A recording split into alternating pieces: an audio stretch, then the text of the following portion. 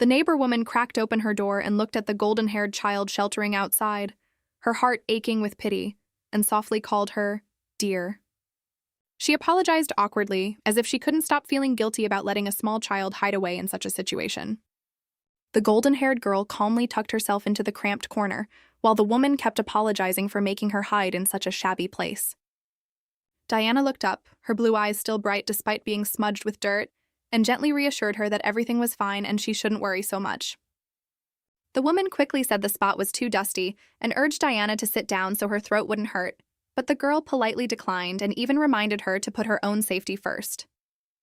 Hearing such a young child speak so maturely, the woman closed the door in confusion, wondering who on earth had taught a child to talk like that. Before she could even catch her breath, she jumped again when she saw Diana still standing quietly on the other side, her serious gaze enough to unsettle an adult. Outside, a man shouted loudly, asking whether the owner of this house was home. Standing in the rain with an overbearing air, he demanded to know if a golden-haired girl around 5 or 6 years old was inside. Hearing this, Diana instantly went silent, her face tightening, clearly aware that danger was closing in. She gripped the broom handle in her hand tightly, her instincts telling her to prepare to defend herself if things turned bad. The girl being hunted was a 5-year-old with golden hair, who should have been spending her days learning piano and etiquette like any other young lady. But instead of a peaceful childhood, Diana was forced to flee through the storm, wondering why on earth this was happening to her. In her memories of her past life, she had been a special forces soldier in the Korean military, and the last thing she ever saw was a cold blue sky. Her torn parachute swayed wildly through the air, marking the life-or-death moment she could never forget. When she opened her eyes again, she was no longer on the familiar battlefield, but had fallen into an entirely different fate. A hand took hold of hers, and a voice called her Diana, asking if she understood. The person told her this was Duke Arx and said Diana only had to follow him, because her mother had told her to. The names Duke Arx and Irene felt strangely familiar to Diana, and she slowly began to realize the truth. She had been reincarnated into a novel she had read before she died. Truly, life never runs short of cruel plot twists. What was worse, she hadn't become the female lead at all, but merely a side character who would be used and then die a miserable death. So Diana understood she had to survive, especially now that she had been thrown into this absurd world while still keeping all her memories from before she died. In the original story, the first person to adopt her should have been the Duke's family, but now it was her maternal uncle, Viscount Norfer, who had come looking for her first. To escape her uncle and change the course of the original story, Diana had to rely on the promise of her neighbor, Mrs. Dorothy, who was now trembling before a man of power. Mrs. Dorothy apologized desperately, insisting her house had no children. Her eldest had already married, and her second child was away at school. True to any parent bragging about their kids no matter the situation, she rattled on about how brilliant her child had been, studying at the capital's academy, smart, talented, and loved by everyone, leaving the man both embarrassed and irritated. The man finally cut her off, saying fine, if there were no children then they'd leave, while Mrs. Dorothy kept up the act even though her heart felt ready to burst. Fortunately, Mrs. Dorothy listened to Diana and didn't let her step outside, though she still worried and asked if she wanted to come out on her own. Seeing Diana stay put, she gently offered to prepare a light snack for her, but the girl immediately refused, thinking the food should be saved for an emergency. Mrs. Dorothy felt both pity and amazement, quietly marveling at how mature this child was. She even joked that Diana spoke just like a soldier, which made the girl flinch, realizing her past life instincts had slipped out unconsciously again. Diana grew confused, wondering how a 5-year-old was supposed to act. Should she cry and beg for food, or whine for toys? But just thinking about it made her feel strange about herself. Suddenly, a bolt of lightning split the sky, shattering the brief calm and dragging everything back into danger. Amid the thunder and rain, a low, commanding voice rang out, asking if the owner of the house was present. The moment she heard that voice, Diana knew instantly who it was. The one who had just arrived was Duke Arcus, the very person Diana had to meet if she wanted to escape the death already written for her in the novel. Outside, the Duke's men stopped in the rain, and the voice confirmed that the child was waiting inside.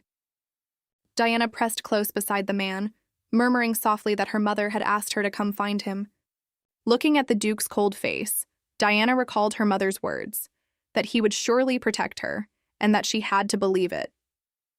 The Duke's carriage and soldiers arrived swiftly, making it feel as though this small matter in the little house had been swept up into something far greater. Duke Arx sat inside the carriage, his expression cold yet dignified, causing the air around him to tense automatically. Diana stood before him in a stiff, soldier-like stance, awkward enough to be almost funny, while the Duke looked utterly indifferent. He asked whether she was truly Irene's daughter. Diana answered loudly and clearly. Yes, she was Irene's daughter.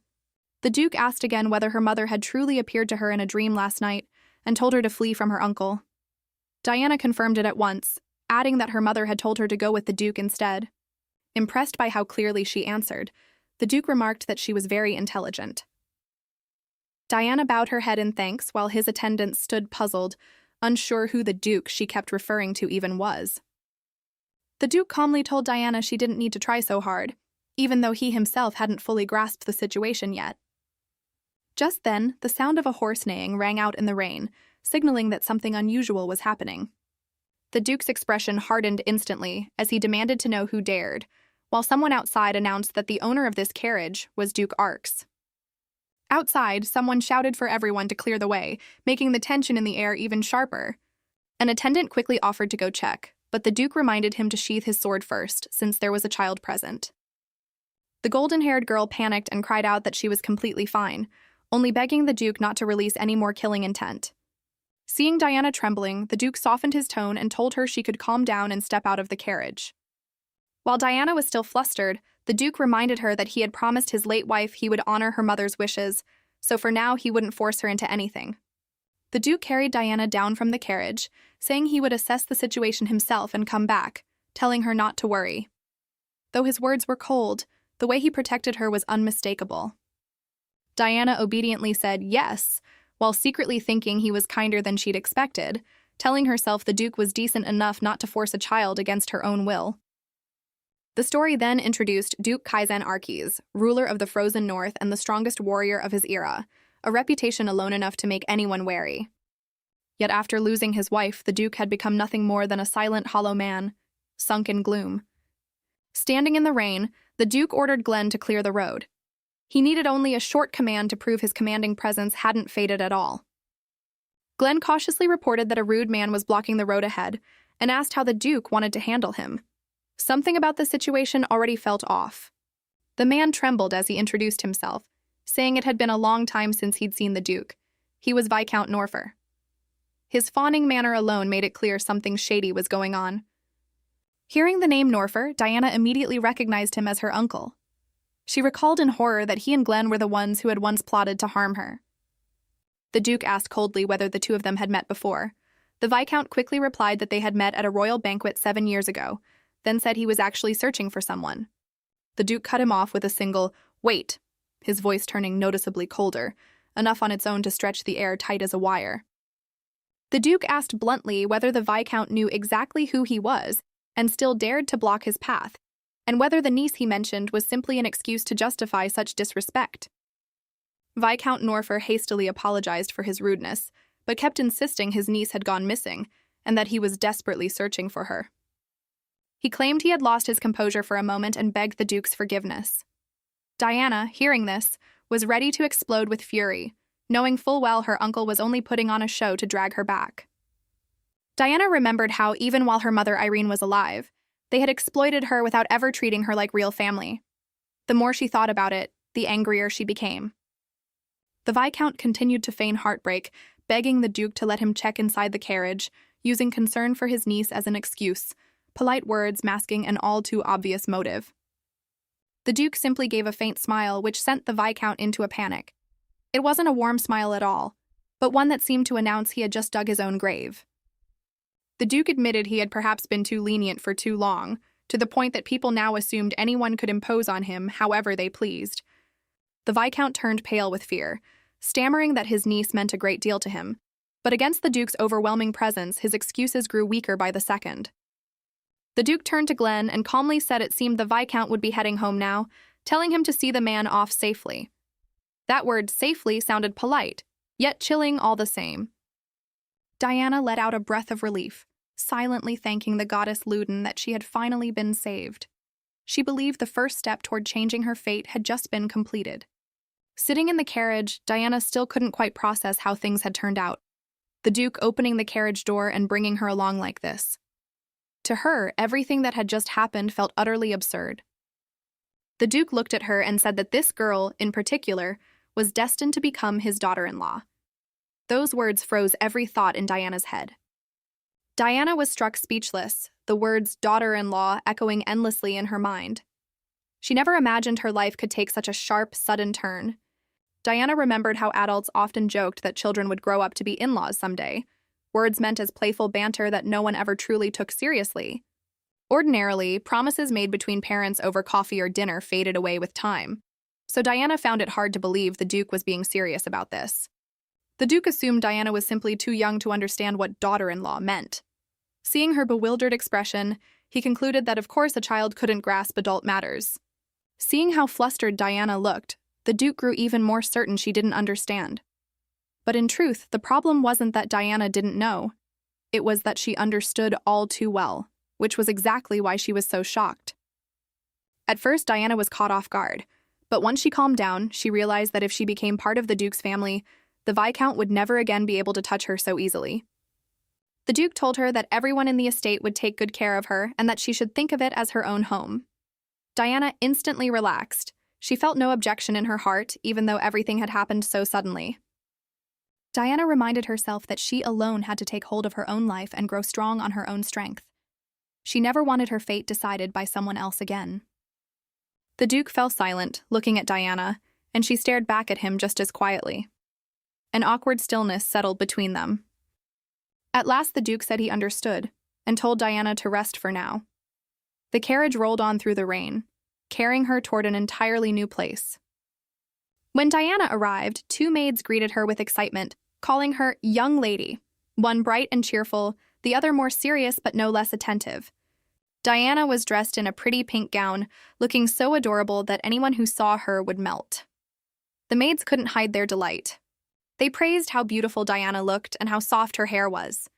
Diana sat still and endured it, clearly not yet used to being fussed over like a doll. Diana shyly thanked them for helping her change, and one maid gently told her she could speak casually, without needing formal language toward the servants. Diana understood the logic, but still felt uneasy inside. She wasn't used to acting important in such a grand, luxurious place. Looking around the opulent room, Diana felt even more out of place. Having been a low-level worker in her past life, she truly wasn't used to being pampered like a noble young lady. Diana told herself she would adjust her attitude, while the maids smiled and said she could simply call them Lily and Mia, no formalities needed. The two maids explained that, for the Duke's honor, if Diana was too humble, it would only cause more trouble. In other words, she had to learn to carry herself properly, befitting her new status. Just then, the estate's head housekeeper appeared, greeting Diana politely and introducing herself as Annette Felcho, her presence both dignified and impeccably composed. Diana quickly returned the greeting, instantly recognizing her as Marchioness Felcho, and understood this woman was no simple figure.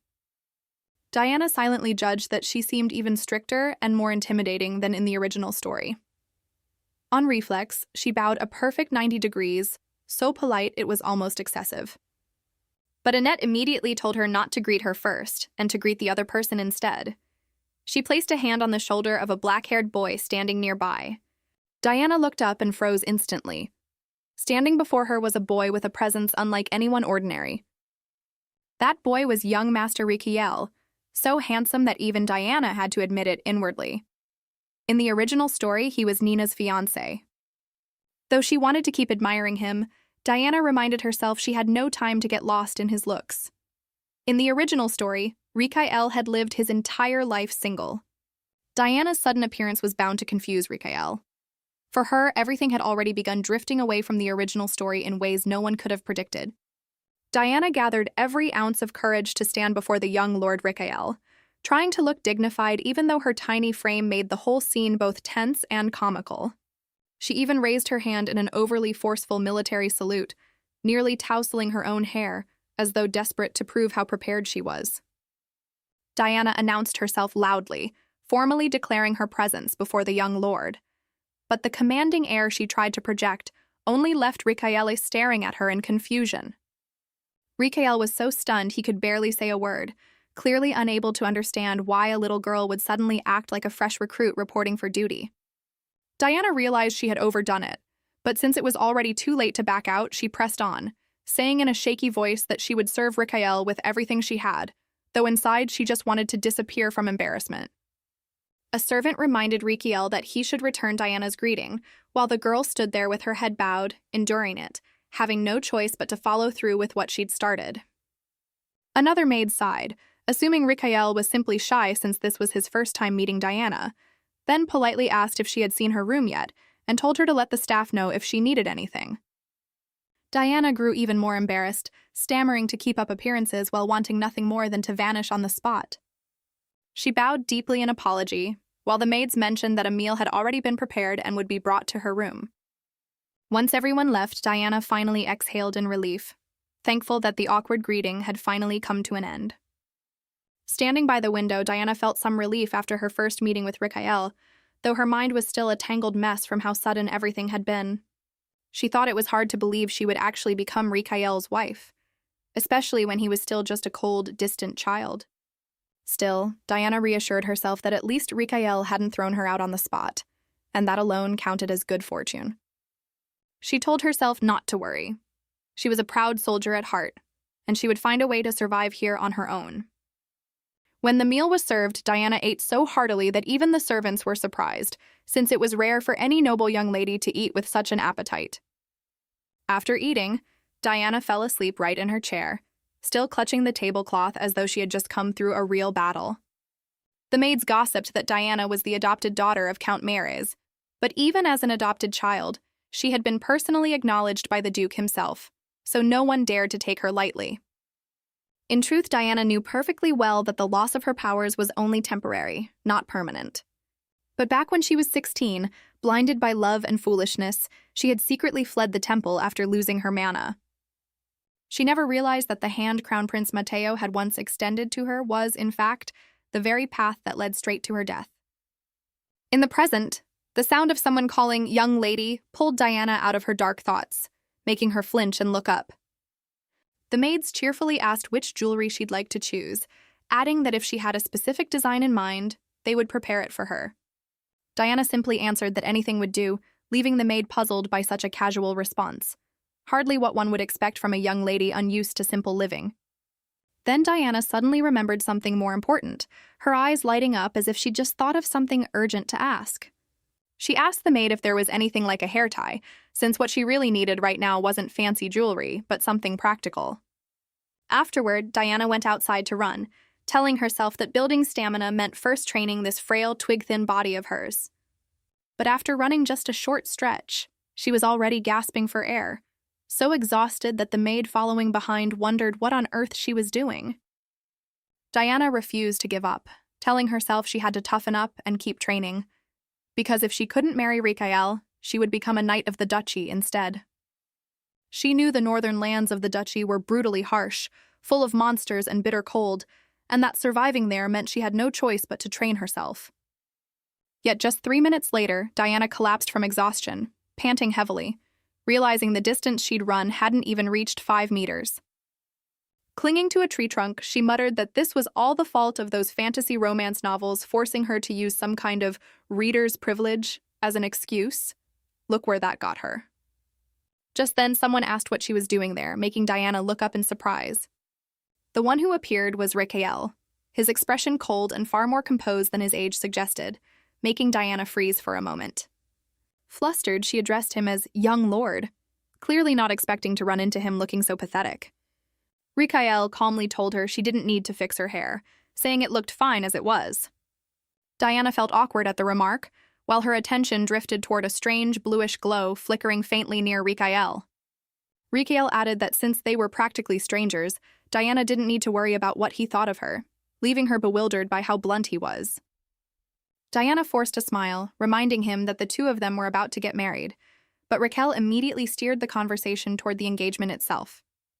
He coldly told her to call off the engagement and to go tell her father herself that she intended to break it off. Diana stood frozen beneath the flowering branches, unsure how to respond to such a blunt, blade-sharp rejection. Trembling, she asked him to repeat what he'd just said, still keeping her manners by addressing him as young lord. Without hesitation, Rikael repeated it. Call off the engagement. He went on, insisting Diana tell her father herself that she wanted to break the engagement, as if the matter wasn't even worth discussing further. Diana stared at him in silence, her expression slowly hardening, unable to simply accept such an unreasonable demand. She refused politely but firmly, using the excuse that she had recently been through too much upheaval to return home right away, and asked for Rikael's understanding. Rikael coldly replied that it had nothing to do with him, then told her to stop talking and just call off the engagement. Diana immediately protested, screaming inside that calling off this engagement was simply not in her vocabulary. Puzzled, Rikael asked what she meant by vocabulary, making Diana realize with a start that she had let slip an odd thought from her mind. The reason Rikael was so set on staying single traced back to his family's tragic history, especially the storyline where the male lead, Chris, came to the duchy to bring his mother and her side of the family back home. Rikael's tragedy began the moment he lost both his parents and his younger sibling, and that shadow over his family was exactly what had made him close his heart off so completely. That same person was also the one who had placed Diana's gravestone in that cemetery, and the gloom hanging over it only made her feel more keenly how cruel her fate truly was. Diana understood that his pity for her was genuine, but what frightened her more was the possibility that her own future might end just as tragically. Even though he treated her coldly for now, Diana told herself she had to endure it, believing that behind his icy exterior there probably wasn't pure malice. He coldly told her that if she refused to call off the engagement, she would have to catch a snake and a wolf herself. Diana reacted fiercely, insisting she could absolutely do it, the kind of stubbornness that made people feel sorry for her and want to laugh at the same time. Diana went on boldly declaring that a snake and a wolf were nothing. She could even catch a tiger, clearly putting on a brave face to hold on to her only chance at survival. When she returned to the estate, the maid saw Diana's disheveled state and worriedly asked why her hair looked so messy. Seeing Diana filthy from head to toe, the maid panicked and asked what on earth she had done. Diana quickly insisted she hadn't done anything terrible. Diana admitted she had only wanted to catch a snake, but in the end couldn't even find an earthworm, proof that her determination far outweighed her actual ability. The maid wiped Diana's face and told her that bathing too was part of growing up. She reminded her that getting hurt would be painful, which made the girl obediently agree. The maid prepared Diana's bath and told her to wait there, adding that if she went back to her room looking like this, the Marquis would surely scold her. Diana told herself that in her old body, none of this would have mattered, but this 5-year-old frame lacked both strength and stamina, making everything far more difficult. Still, Diana refused to let herself give up, knowing that if she stopped now, all that awaited her was death. Just then, a black-haired boy suddenly popped out, startling Diana into asking who he was. Diana realized the child before her was Andy, the youngest of the two Ark's brothers. Andy suddenly remembered he was supposed to introduce himself first, and cheerfully announced that his name was Andy. He proudly declared he was 5 years old. Though his stammering pronunciation was so adorable, no one could bring themselves to correct him. Diana was instantly won over by Andy's cuteness, unable to stop thinking how adorable he was, and the same age as her, no less. Diana greeted Andy warmly and praised how cute he was. Andy responded just as sweetly, calling Diana pretty and calling her sister. Diana was surprised that a child like Andy could exist within this cold, prison-like Duke's castle. When Diana explained she wasn't his sister but his sister-in-law, Andy looked utterly confused, not understanding what sister-in-law meant, while she herself paused, realizing she'd need to explain further. Diana reminded herself that since she would eventually catch a snake, a wolf, and even a tiger, explaining what a sister-in-law was should be nothing in comparison. Diana explained simply that a sister-in-law was the wife of one's older brother, since she was going to marry his. Hearing the word marry, Andy's eyes went wide with astonishment, as if his whole world had just been introduced to a concept far too big to grasp. Confused, Andy asked what marry even meant, making Diana realize she now had to explain something even harder to understand. Just as Diana was struggling for words, the maid returned to announce the bath was ready and asked if the two of them had been together the whole time. Andy cheerfully corrected her, insisting Diana wasn't just the maid's young lady, but his sister-in-law. The maid, surprised, asked where Andy had learned such a word, while Diana quickly pulled her along to bathe, afraid the conversation would only get more tangled the longer it went on. After that, Andy stuck to Diana like a duckling following its mother, and the next morning began with an unusually lively greeting. The moment Andy saw Diana, his eyes lit up and he cheerfully called out, "Sister-in-law," acting as close to her as if they'd known each other for years, despite it being only one night. Diana asked Andy where he was headed, and he invited her for a walk, saying the weather was lovely that day. Diana declined, explaining she had to go train, which left Andy curious and surprised. Diana said seriously that she trained in order to grow stronger, and the moment Andy heard that, he got instantly excited. Andy eagerly asked to join in, declaring he too would grow strong enough to catch snakes and tigers, which made Diana start to wonder whether hunting such creatures was really the standard of strength around here. Diana told Andy to watch her do it first since he was still too weak for now. Andy obediently admitted he was weak, which was both funny and endearing to hear. Diana was happy to have finally found a child her own age in this lonely castle, but just as she tried to show off, she lost her balance and fell flat on the ground, telling herself it was only because her adult mind still wasn't used to this child's body. Worried, Andy asked if doing that would help him get stronger too, while Diana quickly stopped him from copying her, not wanting him to fall the same way. Diana decided to start with basic fitness, asking Andy if he wanted to try push-ups. Though he had no idea what that meant, he happily agreed. Watching Diana get down to exercise, Andy curiously asked if knights also grew strong by doing the same thing. Diana pointed toward the knights and said they were very strong and that they were the ones who protected everyone. Andy immediately copied Diana's movements and asked if he could become just as strong. Diana told him not yet, but that she would teach him something he could do instead. Andy eagerly asked what it was. Diana held up 2 fingers and told Andy that if he ever ran into a bad person, he should shout, "Condition 2." Then she switched to Condition 1, to be used if the bad person tried to hit him, and stressed that he needed to remember it exactly. Andy focused hard and repeated, "Condition 1, Condition 2, while Diana nodded in satisfaction, telling him to memorize it well. But Andy accidentally pronounced it as Meow-dition 1, making the knights on the wall burst out laughing, while Diana quickly corrected him. It wasn't meow, it was condition. After a long stretch of training, both Diana and Andy were so exhausted they sat panting heavily beneath a tree. The maid found the 2 children and sighed in relief that they were finally here, while Diana had already fallen fast asleep from exhaustion. One maid asked whether they should wake Diana, seeing how deeply she was sleeping.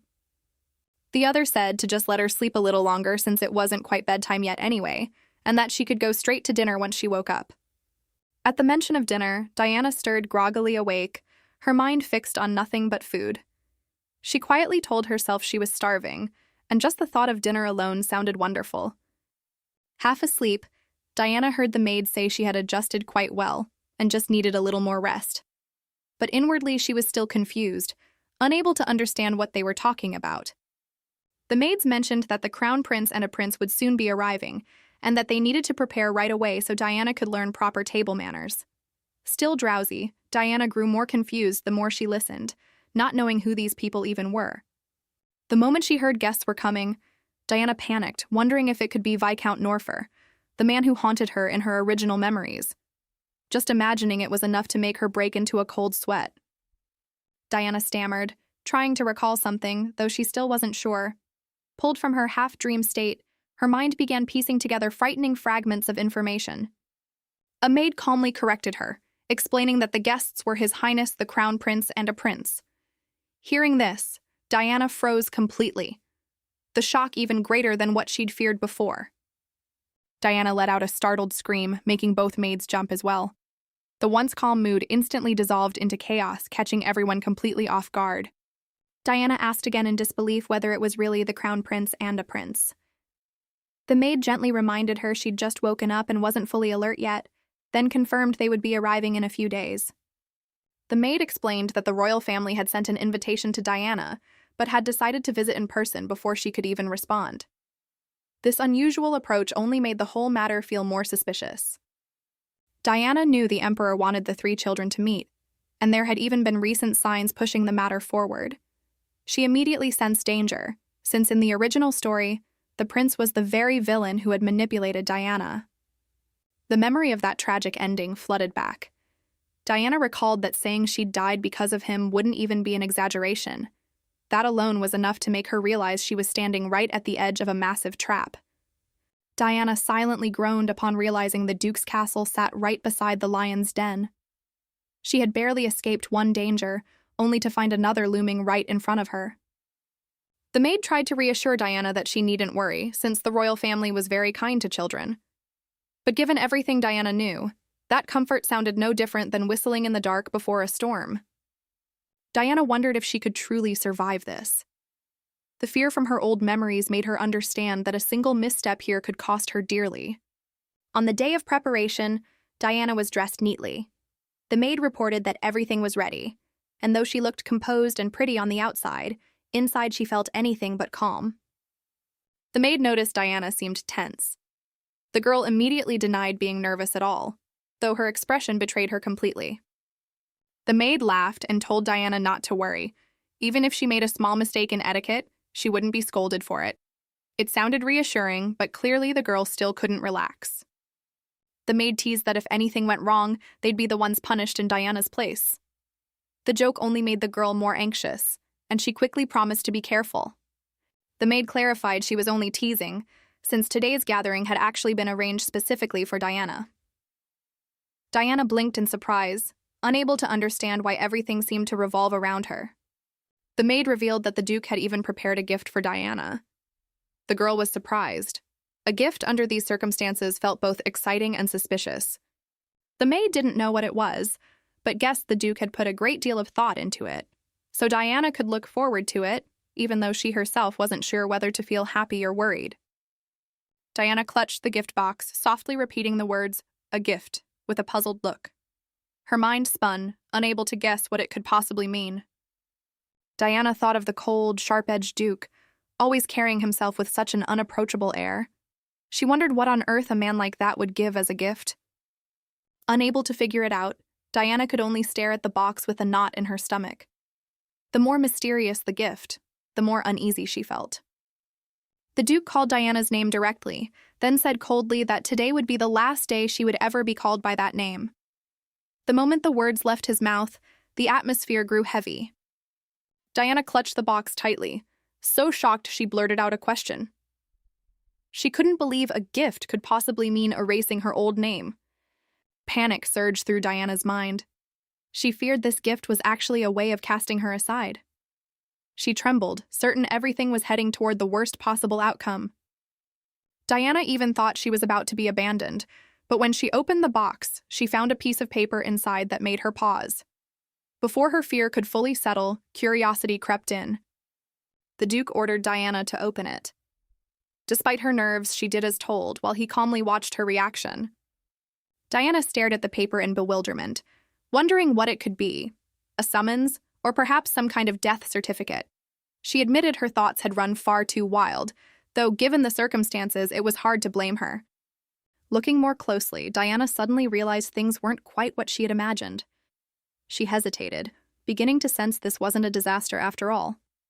On the paper was written clearly the name Rudia. Diana read it aloud slowly, as if the name felt both unfamiliar and strangely weighty. The Duke explained that this was her new identity, the adopted daughter of a vassal under him, Count Maris, with the name Rudia Maris. Diana understood she was no longer simply Diana. The Duke explained that to avoid complications during her brother's upcoming wedding, he had decided she needed a new identity and a new name. The reasoning sounded cold, but it was, in fact, a rather practical way to protect her.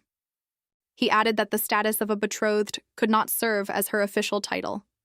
Through his words, Diana realized her position was being rearranged into something more legitimate. The Duke told Diana not to misunderstand. She would still continue living here. The new name wasn't meant to push her away, but to shield her from outside trouble. The Duke said that after the meal, he would announce this to the entire territory, so Diana needed to get used to her new name starting now. From that moment on, her life would officially take a different path. Diana stared at the paper, her expression falling silent. She couldn't find the words because this gift wasn't a piece of jewelry or a toy. It was a different chance at life. Seeing Diana's silence, the Duke asked if she disliked the name. She quickly denied it, claiming something had just flown into her eye, though anyone could tell she was moved. Diana realized her name was changing and from Diana to Rudia.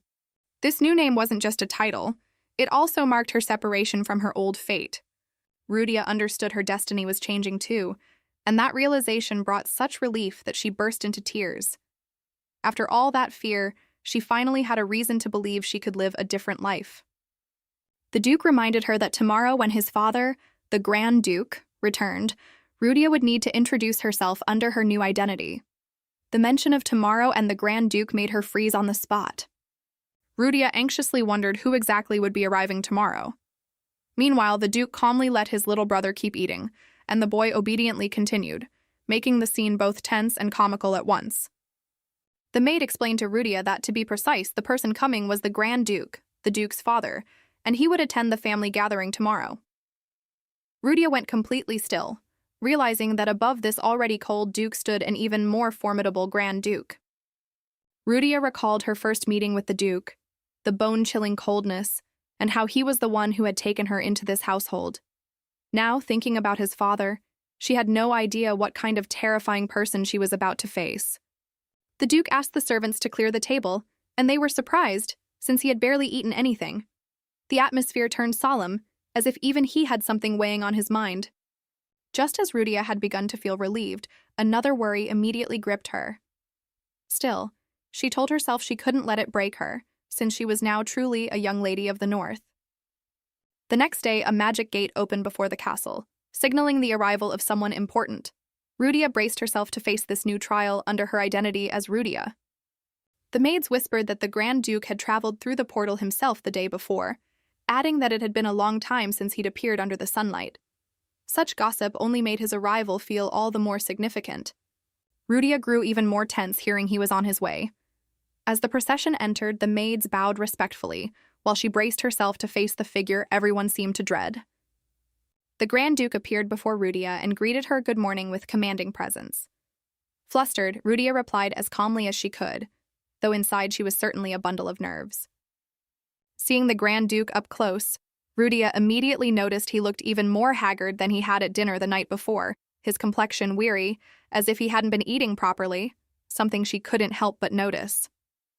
Rudia also saw that her fiancé kept avoiding her gaze, while the boy walking beside him was surely Jake, the Grand Duke's second son.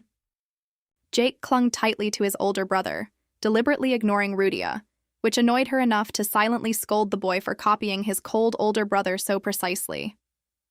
The teleportation gate was ready, and the one who stepped out to greet them was the Grand Duke, the true power behind this estate. The Grand Duke arrived with commanding presence, calmly welcoming Rudia with a stern expression that instantly chilled the atmosphere. The Grand Duke's gaze on Rudia felt even colder than before, leaving her so tense she thought she might freeze on the spot from that look alone.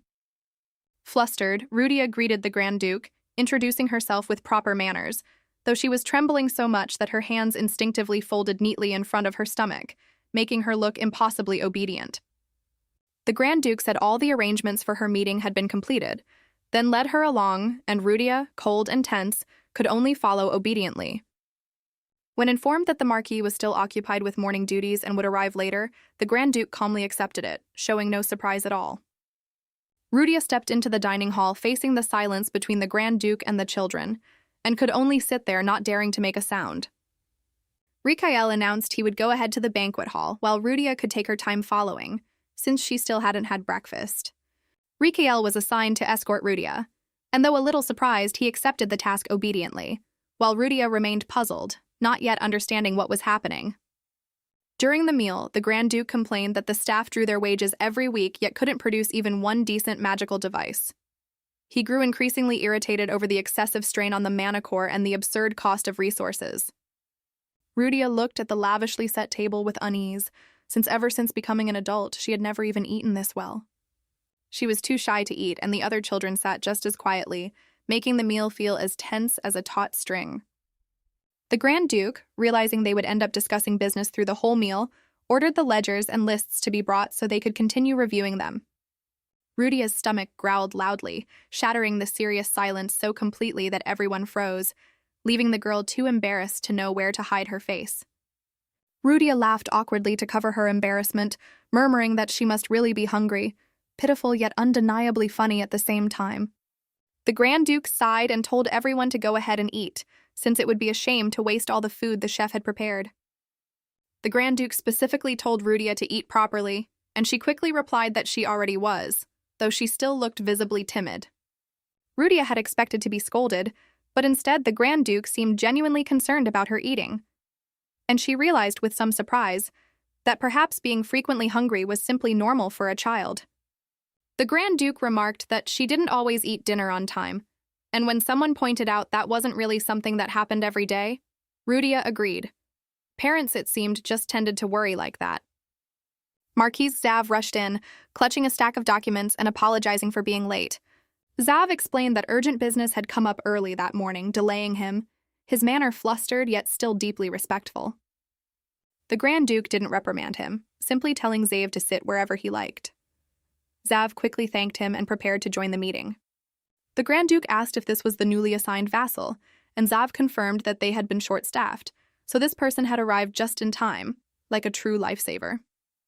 When Zav accidentally dropped an important piece of paper, a stranger picked it up and politely handed it back to him. Zav gratefully accepted it, relieved to have the important document back, thanking the man without noticing that Rudia had already begun watching him closely. Rudia looked up at the man before her, a strange feeling washing over her that made her freeze. Looking at his face and bearing, Rudia was instantly reminded of a forked snake's tongue, someone who was clearly not what he seemed. Rudia's memories suddenly surged back, making her realize this man was connected to something extremely dangerous. She recalled that the original story mentioned a snake man, someone who frequently visited the Grand Duke's estate to gather information. What was even more terrifying was that this snake man would later go on to kill Jake, Rikael's younger brother. His presence here was nothing short of an omen of disaster. When the man pointed out that Zave had dropped something, Rudia privately resolved to find out whether he really was the villain from the story. For the sake of the Grand Duke's household's peace and Rikael's future, Rudia told herself she couldn't ignore this danger. Rudia hurried off to find someone who could help her, and along the way a servant recognized her and called out. The servant, puzzled, asked why she had come all the way here, while Rudia, too anxious to explain properly, just wanted to rush straight in to see the Grand Duke. The servant explained that a meeting was underway inside, so she shouldn't barge in, and asked if she wanted something to drink while she waited. But Rudia insisted firmly that she had urgent business. Seeing the suspicious man already talking with the servants, Rudia grew even more alarmed, silently cursing that the snake had already managed to get close to them. Rudia urgently declared that she needed to see the Grand Duke right away, insisting she had something very important to tell him. The two servants exchanged uneasy glances, unsure how to handle the girl's sudden demand. One worried the young lady might get scolded, while the other felt just as uneasy, caught in a genuinely difficult position. Frustrated, Rudia silently cursed them as useless and troublesome, but on the surface kept insisting she truly needed to see the Grand Duke. She pleaded earnestly, repeating that she truly needed to see the Grand Duke, her anxious yet pitiful expression making it hard for the adults to refuse. The two servants were quickly won over by her pleading manner, though they still hesitated, unsure whether interrupting the meeting was wise. In the end, they reassured themselves that a quick greeting couldn't hurt, and Rudia promised she would be fast and leave right away. Rudia was led inside. She announced that Lady Rudia was looking for the Grand Duke, and every eye in the room immediately turned toward her. Rudia found herself face to face with the suspicious man once more, and he looked back at her with such a dark, ominous gaze that the whole room seemed to fall under a shadow of danger. Despite her fear, Rudia gathered all her courage to look straight ahead, refusing to back down before the man she suspected to be the Snake Man. The Grand Duke said he had let Rudia in because the meeting was nearly over, then asked what she wanted to say, opening the crucial moment for her to warn him of the danger at hand. A subordinate stepped forward before the Grand Duke, respectfully reporting that there was a matter requiring his attention. The golden-haired girl curiously asked what it was, unaware that what was about to be revealed would leave even the adults stunned. Tense, the girl explained that the tongue of the knight accompanying Marquise Zave looked very strange, specifically forked in two. Young as she was, she spoke with absolute certainty, clearly no ordinary claim. The Grand Duke froze at her words, asking again as if he couldn't believe it. His expression turned grave as he warned her not to joke about something like that, because if it were true, it would be truly terrifying. The girl insisted it was the truth. That man was a knight named Gaddy. She added that she had rubbed her eyes and checked over and over again, certain she hadn't seen wrong. The Grand Duke fell silent for a moment, then said coldly that he understood the situation. He ordered the girl escorted back to her room, clearly beginning to treat this as a genuine threat. On the way out, a red-haired man asked the girl how the banquet had gone. She answered indifferently that she didn't know, her mind entirely occupied with reporting to the Grand Duke. The man praised her for being so brave, noting that just a few months ago she hadn't even dared to look the Grand Duke in the eye. The girl immediately declared boldly that she was very brave and that no danger was too great for her to overcome. The moment wolves or snakes were mentioned, the girl's expression suddenly changed, a sense of danger sweeping over her, as if the words had accidentally brushed against something lurking in the dark. The air shifted at once and the girl was swept away by some unnatural force, her face full of panic as everything around her spiraled into chaos too fast for anyone to react. A terrified cry of "young lady" rang out as the girl was dragged away, the person beside her lunging forward in desperation, but the distance had already been swallowed by darkness. A hand reached out, trying to grab the girl, but it was too late. She hung tiny and helpless in the pitch black, utterly alone, a sight enough to make anyone's heart stop. A mysterious voice spoke up, calling out to the girl and asking how she had learned his true identity. Gritting her teeth, she stared straight at him, refusing to bow her head despite her fear. The massive snake revealed its true form, asking coldly whether the girl had seen its tongue. Its forked tongue confirmed every suspicion she'd had. She truly had discovered something she wasn't meant to know. Trembling, the girl still refused to back down, insisting of course she had seen it. She cursed him outright as a wretched snake, small in size but clearly not lacking in courage. The snake burst out laughing, mocking the girl for daring to call him that. He seemed genuinely amused by her boldness, as if it had been a long time since he'd met a child willing to talk back to him. Growing angrier, the girl threatened to cut off his head and snap it in two. The snake growled, both irritated and astonished, unable to comprehend how such a fierce mouth could belong to a child. The snake noticed a very familiar scent on the girl and told her to stay still, promising to spare her life if she behaved, a line that made clear he wasn't simply out to kill. Refusing to back down, the girl taunted that he was about to be crushed by the Grand Duke, since after all this commotion, everyone would know the wretched snake had shown himself. Talking back in a situation like that truly took nerves of steel.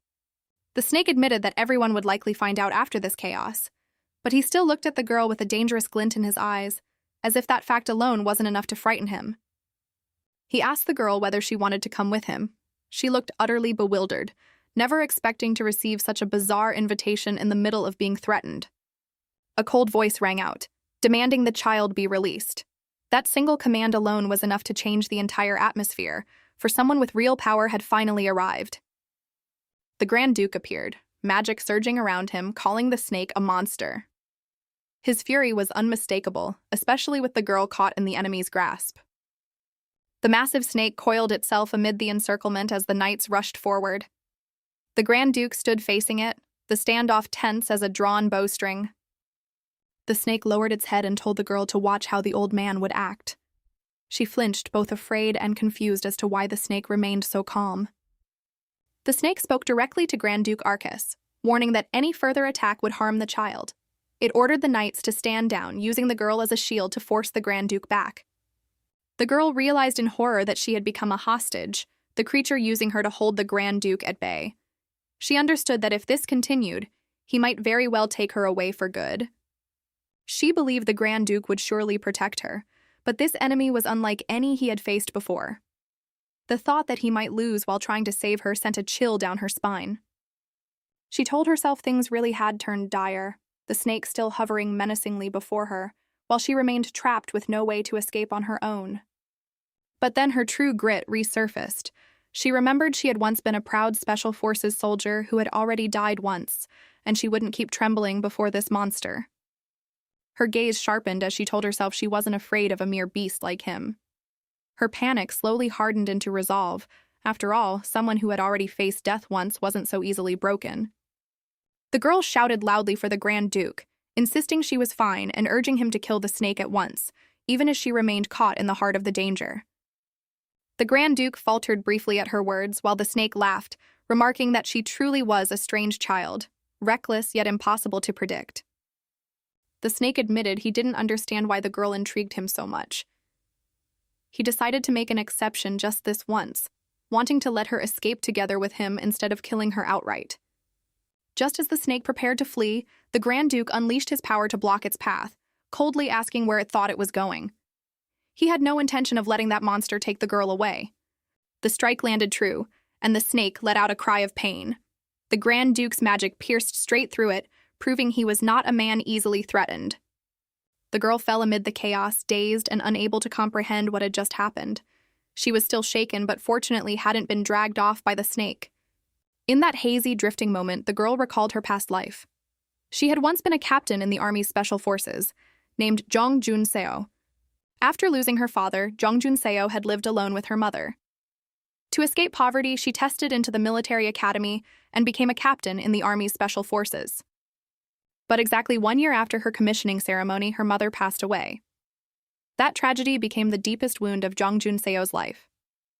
She hadn't been able to be by her mother's side in her final moments, and her mother's last words had only been a wish for her to slow down and find lasting happiness. Even now, it brought a lump to her throat. Sometimes the strongest people carry the deepest regrets. Perhaps that was why, even facing death, the girl felt no fear. The thought that occupied her most in that moment was simply this: if she saw her mother again, would her mother scold her? All the girl could think was that when she saw her mother again, she would surely be scolded.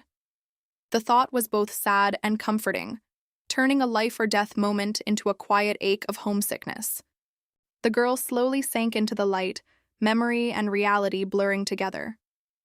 Golden hair spread around her small face as her consciousness drifted away from the chaos of battle. In her daze, she recalled a memory of herself once begging someone to spare her life, insisting she had truly done nothing wrong, that even beheading wouldn't be punishment enough. The memory continued of that person forcing her to drink a potion meant to grant her a peaceful death. He had asked if she didn't want to suffer pain, words that sounded gentle but were, in truth, infuriatingly cruel. Right after, the dreaded potion arrived, dragging the old terror back with it. The question, "Isn't that right?" echoed like a sentence being passed, making the nightmare feel even more suffocating. The girl woke with a gasp, panicking, desperate not to die. The nightmare left her trembling, a clear sign that her old memories still haunted her fiercely. The maids rejoiced at seeing her wake, quickly asking if she was all right, while the girl, still dazed, could only mumble, asking where she was. The maid reassured her this was her own room, and that everyone had been worried since she'd slept through an entire day. Lying in bed, she still hadn't fully recovered from the shock. Hearing that Grand Duke Arquise had personally saved her and that she was now safe, the girl slowly understood she had escaped the snake's grasp. At least this time, the Grand Duke had truly pulled her back from the very edge. Still shaken upon waking, the golden-haired girl found Casey overjoyed that her young lady had finally opened her eyes. Flustered, the girl replied that she couldn't have simply stayed quiet, clearly still quite confused. At the mention of the Grand Duke, the girl startled instantly. Casey explained that when the snake attacked, it was he himself who had personally saved her, leaving the girl even more bewildered. She suddenly remembered the snake and asked anxiously what had become of it. Even fresh from disaster, the creature was still the first thing on her mind, anxious yet undeniably curious. Casey said the snake was surely dead, since the Grand Duke had been so furious he'd nearly cut it clean in half. Hearing this, the girl trembled even more, thinking she absolutely had to win over this frightening man. Casey was told to stop chattering, since she needed to inform the Grand Duke that the young lady had awakened, and also remembered she needed to bring the girl her meal before hurrying off. Casey smiled brightly, saying the Grand Duke would surely be delighted to hear she had woken up. She mentioned how worried he had been, even pressuring the physician, which left the girl even more confused hearing it. The girl quietly thought of that cold, intimidating man. Even having been saved by him, she still couldn't quite imagine that he truly cared about her. Just then, the door creaked open, and someone outside told her not to move and to keep resting. Surprised, she looked up, not expecting a visitor to arrive so soon. The one who appeared was young Master Rikael, wearing his familiar cold expression, his presence instantly settling the air, while the girl was completely caught off guard. Sitting up in bed, she stammered a greeting, calling him young master. Raquel simply gave a short reply, his manner as composed as if visiting her were the most ordinary thing in the world.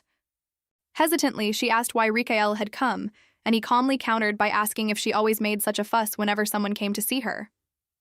Blushing, she argued back that she wasn't making a fuss. She just hadn't expected him to show up. Deep down, she was still worried they hadn't caught the snake, which only made her more uneasy. Raquel looked at her with a hint of irritation while she sat across from him, flustered. The mood between the two children was clearly awkward, though not exactly unfriendly either. Raquel said flatly that he hadn't come for that reason, then bluntly called her a fool, a short remark, but sharp enough to wound her pride. She flared up instantly, snapping that she wasn't a fool and demanding he take it back. She was so annoyed she even threw a pillow at him, quite the fighting spirit for someone who had just woken up. Raquel dodged calmly, then said she looked completely fine. He mentioned that Andy had been worried about her and told her to pass along the message that she was healthy enough to be downright annoying about it. Clutching the pillow, she watched Raquel leave in silence, and though still upset, she realized he had only come to check on her, an awkward roundabout way of showing he cared, very much in Raquel's style.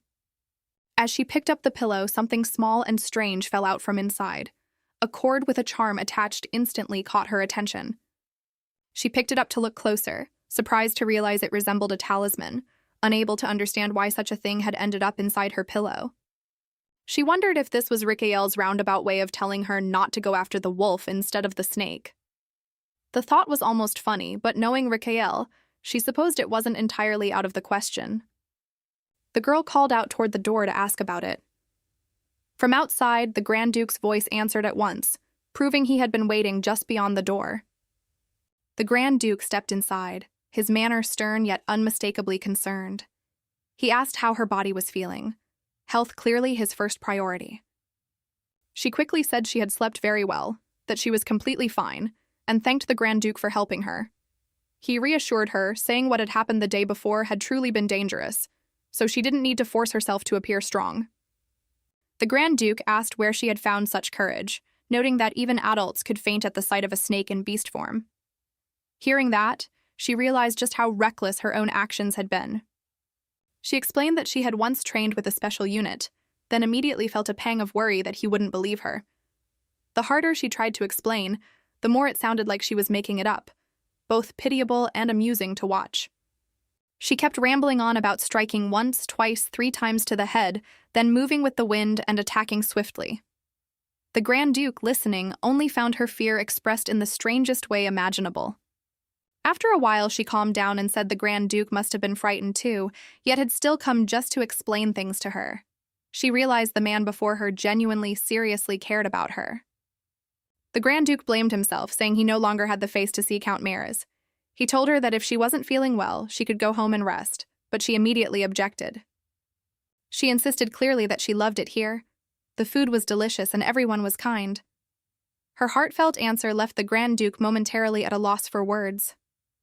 She even declared she wanted to become the daughter-in-law of the Grand Duke's family. It sounded childish, of course, but the seriousness in her tone was enough to leave the adults speechless. Growing more animated, she declared she would catch snakes, wolves, and even bears if she had to. She swore to protect the peace of this place until the Grand Duke's hair turned white. Not stopping there, she vowed she would return to her old body one day and bring him a snake's head as proof next time. Her words were so fierce that the Grand Duke could only silently call her name in helpless exasperation. The Grand Duke and the maids all burst out laughing at her overly dramatic declaration. She, for her part, was left confused, unable to see what had been so funny. Embarrassed, she lowered her voice and said she understood, promising to rest properly.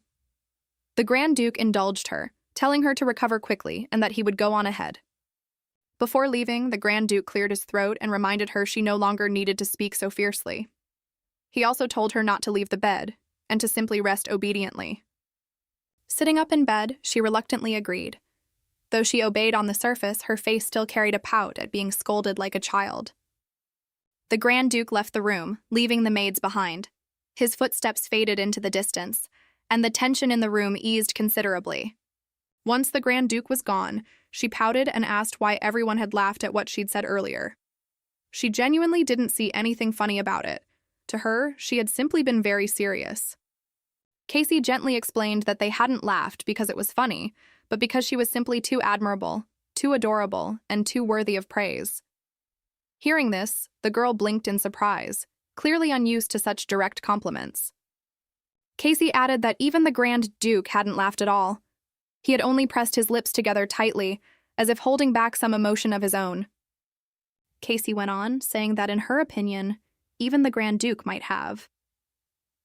The sentence trailed off, leaving the listener even more curious, as if the Grand Duke's reaction had been something more than his usual cold exterior suggested. Elsewhere, the Grand Duke received a report that the search had just concluded and that the full report would arrive shortly, to which he simply replied calmly that he understood.